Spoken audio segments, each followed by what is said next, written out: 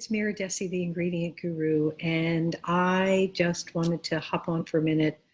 I know the last couple of weeks have been really crazy, really busy for a lot of people, and there is so much confusion going on, so much overwhelm, and a lot of emotions. Things are very high. So I wanted to step in and just share with you a few of my thoughts for a minute. Part of what's motivating this is that I had a really scary situation happen to me and my family this morning.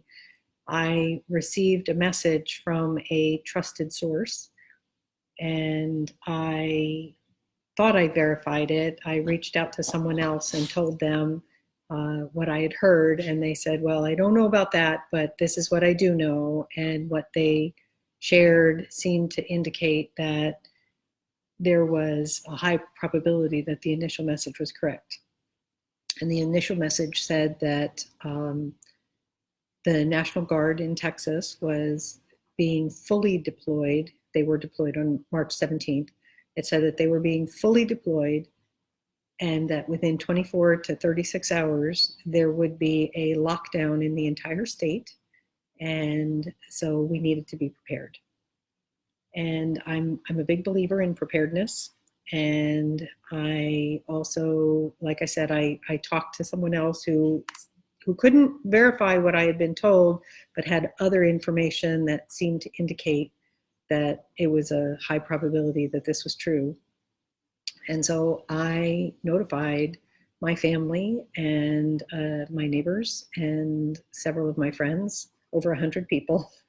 And then I found out that it was not true, that it was a hoax, that there is a person out there who apparently seems to think that it is funny to generate things like this and scare everybody. So that was definitely very overwhelming. I, obviously, as soon as I could, I went back and notified everybody and said, I'm so very sorry. I did not investigate this thoroughly enough. This is a hoax. And they're looking into it and hoping to find the person who's done this. So I share this with you because, as embarrassing as it was, there's a couple of things that came out of this. One is that it is good to have a network and a network plan of action. Who are you going to contact if you need to? What is your plan? What is your family going to do? Our family has a plan for where we're going to meet if needed in a situation like that, as well as how we're all going to connect with each other. And I also have a list of friends, and we have, the old-fashioned telephone tree that used to happen a long time ago when phone calls were very expensive. And indeed, sometimes that still happens, but to have a network and to have a connection. And then the other thing is that I'm learning it's really important to fully verify. Unfortunately, there are people right now who seem to think that it is a really good idea to create chaos and to basically generate a lot of excitement like this. And I don't know what this person hoped to gain from it. And I'm very sorry for all the people who got really scared. I'm very fortunate. My family is pretty calm about this, and my friends were all reaching out to each other to support each other, making sure that everybody was taken care of. And so that's great. But I'm sure that there are people out there who really had a meltdown, and my heart hurts for them. And so I just wanted to share that. The other thing that I really have been called to share, and I've started changing my newsletter, and I'm looking at some of the information that I'm sharing and looking at how to shift. Normally I talk about ingredients. And I'm still here to tell you that ingredients are important and you still need to read the label.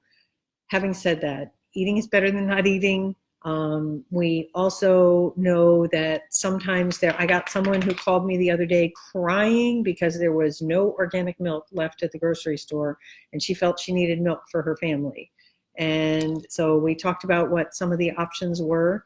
One is, can you shift to a nut milk? Is that available? Two is, dry milk is certainly always an option, and there are resources for that. Canned milk, you can get organic canned milk. It is sweet, so you have to be careful about that. But to not be so overwhelmed by the lack of availability, and instead to look calmly at what you need. And at the end of the day, what we realized is she didn't need as much as she thought she did, and that she could also, wait it out. And when she found some, buy some smaller containers, half gallons instead of gallons, and freeze those in her freezer so that she would have them available in an emergency. So I want to encourage each of you to look at your pantry right now, to go through what's in there, look at how your family eats, look at what you're eating, and then from there, look at what you anticipate. We've gotten so complacent about the ability to just go to the grocery store and get whatever we need. I mean, I know some people go to the grocery store once or twice a day. I try to not go more than once a week if I can help it. But we go in, and then we have what my friend Karen calls $50 taco meat syndrome. You go in for a package of taco meat, but you're browsing the aisles and seeing what's there, and the next thing you know, you've got $50 worth of groceries in your cart and you're checking out, and all you really came in for was taco meat. So to look at what you're eating, to anticipate, this is where menu planning is going to become a big deal, as there are less things available in the grocery store, as we are more isolated or separated. We're not running out as much. We really are trying to stay closer to home so that we can protect those we love, we can protect those who are immune compromised, and we can also support our healthcare workers so that they don't get so overwhelmed. So look at what's in your pantry, make a list, actually write it out, see what you have, and then look at what you can make from that, and look at what you anticipate making. The other thing that I will tell you, I noticed when I was at the grocery store, and this is going back a week or more, people were cleaning out certain sections of the grocery stores. Like all of a sudden, miraculously, no dry beans left at the grocery store. And, dry beans are great source of protein. Legumes are good for us, and they're certainly delicious. They are a good option if there's no meat available or little meat available. They're hearty, they're filling, they're high in fiber, nutrient dense. It's a great choice. But if you don't know how to cook them, you need to learn. And if your family is not going to eat them, that is not a good choice for your dollars. So really, don't buy something just because you think everybody else is buying it. And don't buy it just because you saw something. Like, for example, I saw all the flour was gone too. And the funny thing about that was, a few days before, I had seen a note that said, it wasn't a note, sorry, it was a interview like on the news that said, well, with all the bread disappearing off the shelf, people need to remember that with a little flour and yeast, you can make your own bread. And all of a sudden, 3 days later, no flour anywhere. And yes, you can make bread. And yes, it is something that is certainly a reasonable alternative if you can't buy prepared bread.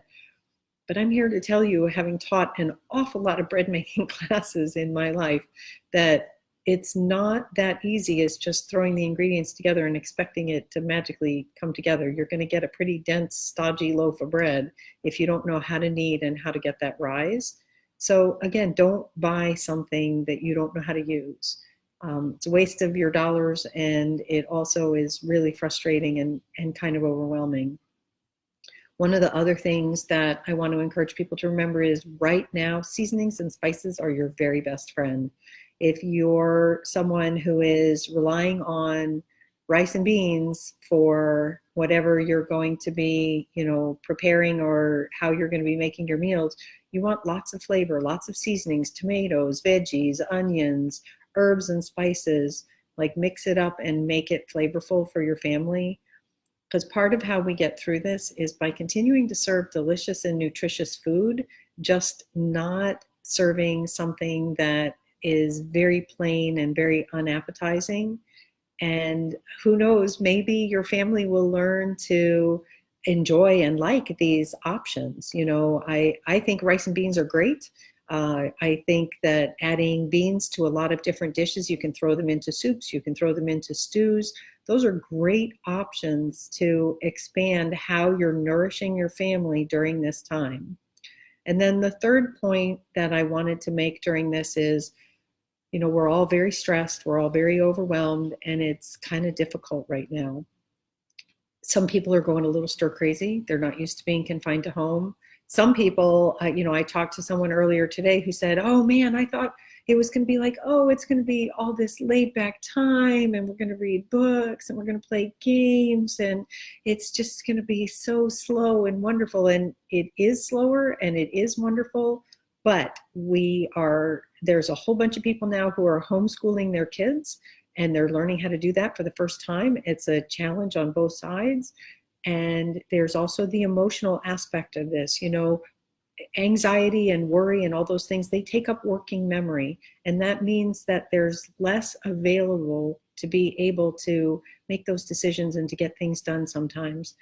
So I'm going to tell you to be kind to yourself, accept that it's okay to be going at a slower pace.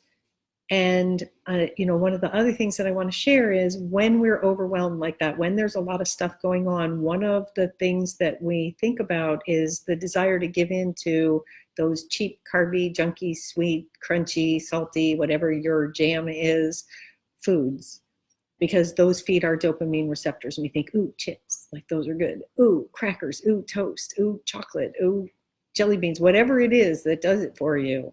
And I'm not saying don't do that, but I am encouraging you to remember that we still need to nourish our body. If you start eating a lot of crappy, junky food, it's only going to take a few days and you're going to start to feel even worse because you're not nourishing your body.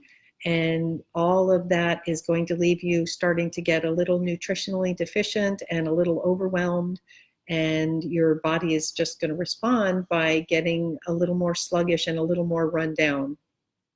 So we want to make sure that we are, it's like I said, it's okay to have treats, but not to have that be specifically our diet, and to really look at making informed choices. And so that's where, going back to point number 2 and going through your pantry and seeing what you actually have and making a plan for what you're going to eat and how you're going to nourish yourself and your family is really, really important. So I hope that you all stay safe and be well. And I am going to start checking back in on a regular basis to share more tips as we move forward. Thanks, folks. Take care.